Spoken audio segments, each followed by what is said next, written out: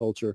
Crystal, good morning and welcome to Money FM Saturday mornings. It's great to have you with us. Good morning. Thank you for having me here for a chat. What a journey you have had.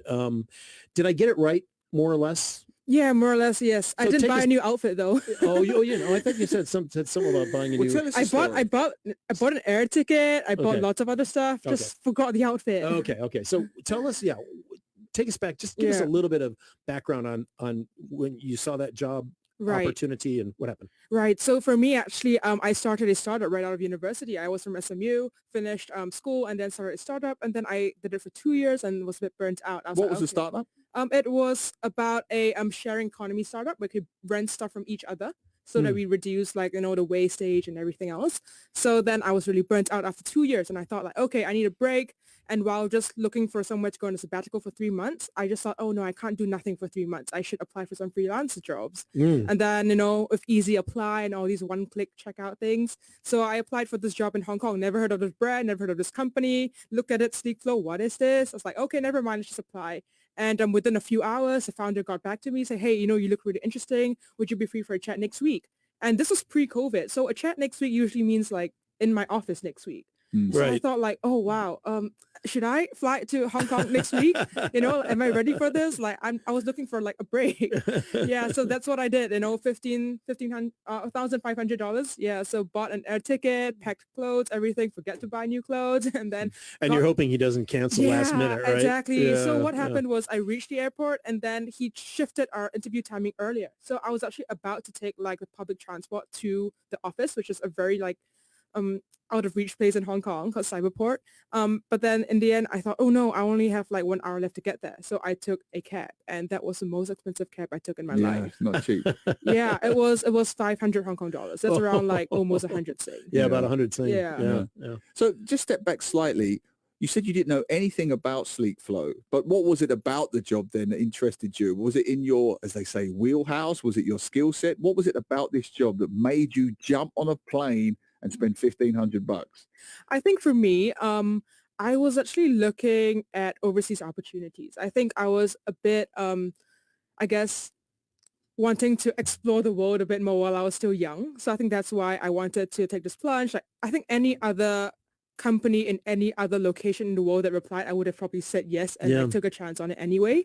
Just that this one was in Hong Kong. I thought oh, not bad. It's pretty nearby. I could always come back anytime. And then COVID happened.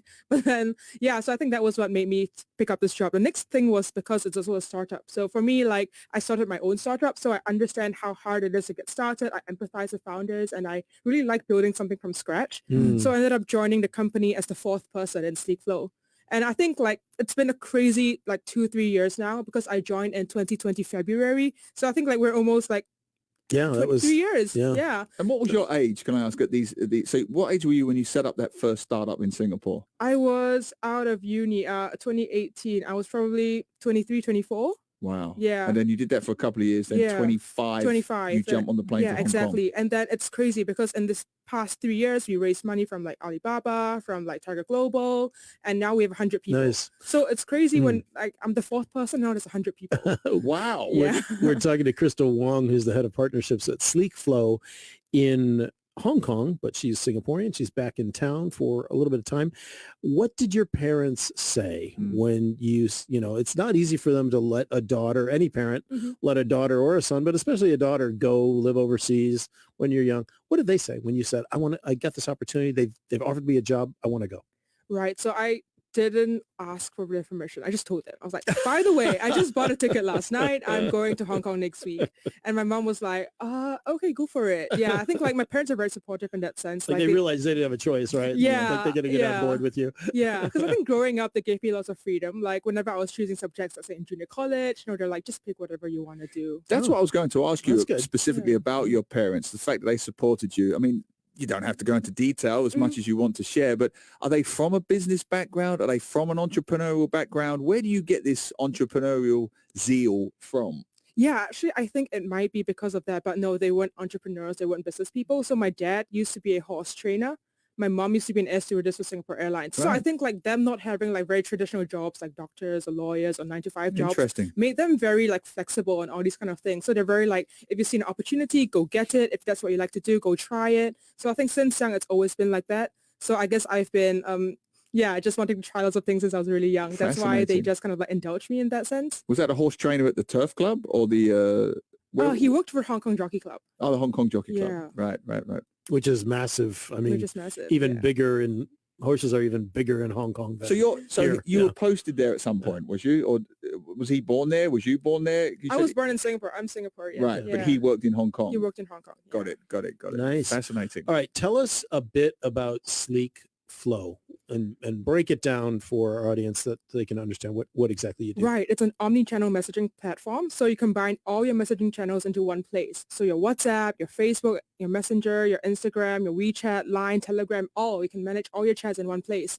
And now we actually have this social commerce kind of like angle to it where you can buy things on WhatsApp. You can pay in WhatsApp, select things off a catalog in WhatsApp, and do all of what you usually do, like shopping, basically shop on WhatsApp. So rather than opening up like 5 or 6 different apps, you open up one app and everything is in there. Yeah. Can you post across all of your apps at the same Yes, time? we can. We can actually send up marketing campaigns. So you can like kind of like put a blast out on different channels. You can also set automatic bots to reply. So as a chat bot, for example, someone comes in with like, hey, I want to ask about a necklace. You know, we can route this conversation to someone from the necklace department. If you're from like maybe the handbag department, then So it's for retail businesses like Yeah, that's what I was going to B2C. say. Yeah. Yeah, so we actually sell to businesses, but then we span retail. We also do like financial institutions. We also do tuition centers. We send like reminders for your kids' classes, or remember to upgrade your package, pay for next month's classes, stuff like that. So It's not available yet to the individual consumer. Oh, it is available Okay. if you pay for it. Yeah, it's a Right. subscription basis. So every Understand. month, if you just pay for it, you can use it. Yeah. But I can see why the B2B thing would work, right? Because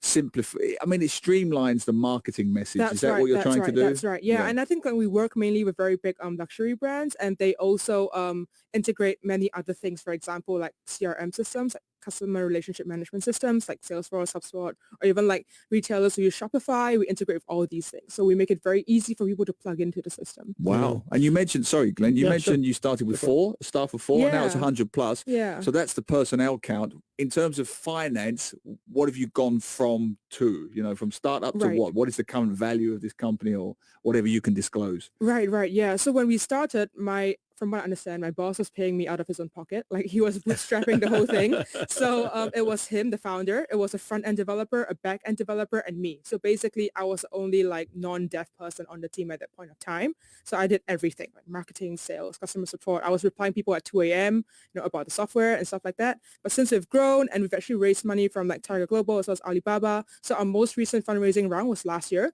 We raised our Series A. We raised $8 million US. So yeah, that's kind of like where we're at. We expanded to many different places. So in 2021, we expanded to Singapore and Malaysia. Last year, 2022, we expanded to London, Indonesia, as well as Brazil. So we have like people all over the place. What's the now. competition like? Is there a lot? You have other people out there doing I the think same like thing? there are more and more like people coming up with similar products. So I think like the competition is definitely strong. But I think how we set ourselves apart are like, our focus on retail. I think that's a big focus area for us. I want to ask you something personal. I can see why you was attracted to the company. What did the company see in you? I know they get the obvious, wow, this is a really gung-ho person. She's willing to fly to Hong Kong. But there's drawbacks to that because they could employ someone locally who may not want to jet back to Singapore every 5 minutes or whatever the case may be. What is it that you think they saw in you?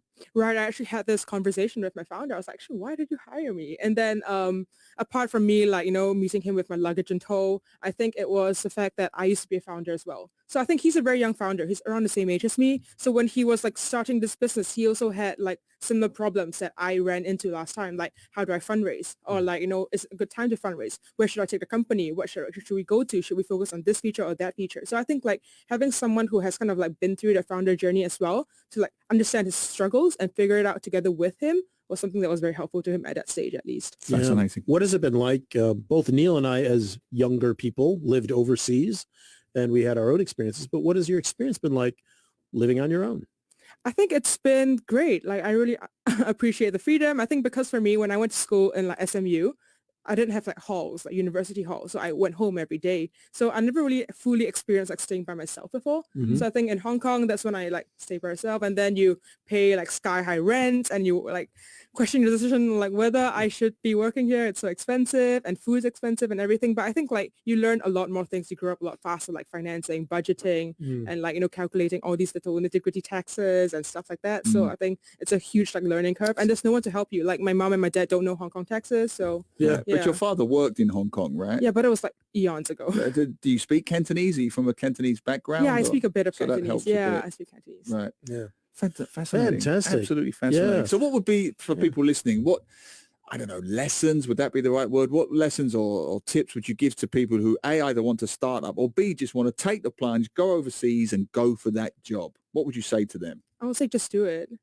Yeah, just listen to your gut and do it. Like if it feels right, do it. No negatives at all for you? No, I think it's always a learning journey. Like at times, obviously, I regret like, you know, oh, why did I get myself into this job? But then you start seeing something else like, oh, I'm so happy I had this job. I got to try these new things. Like, for example, my role shifted so many times. I was like customer support, sales all in one, and then became more marketing focused. And now I'm leading the whole partnerships team, which is a completely new team in SleekFlow. So I get to like kind of make some decisions, and I get to fly quite a bit as well. So I think like these are upsides that I didn't see very early on. Wow. How does your journey compare with the journey of your cohort at SMU, for example, or some of your other friends from school?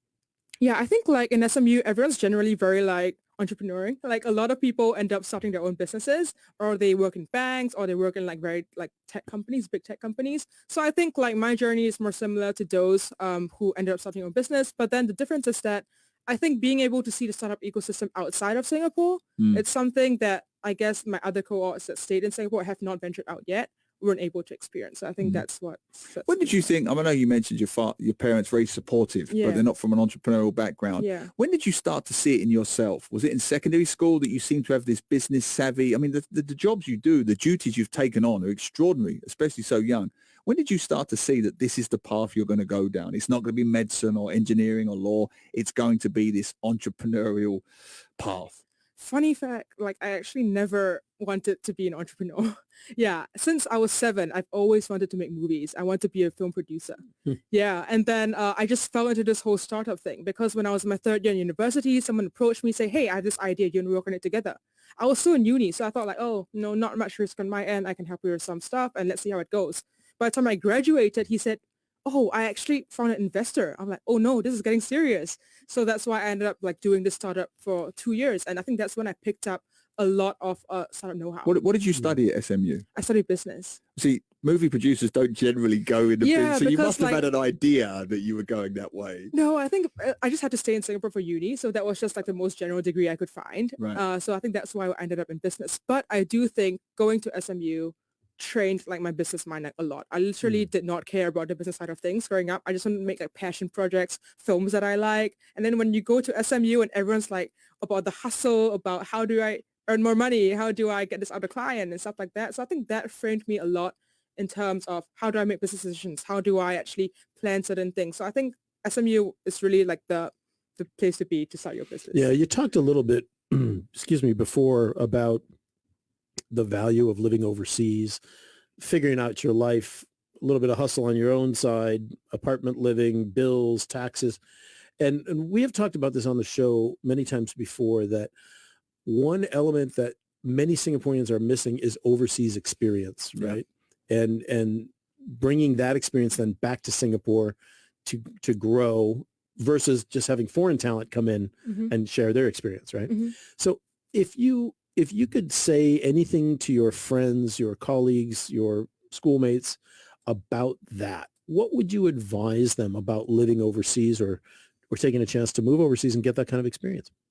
I think you should definitely do it. I think like actually the reason why, I think what added up to this or what led up to this is because I actually went on a lot of overseas trip while I was in SMU as well. And I think that broadened my horizons a lot.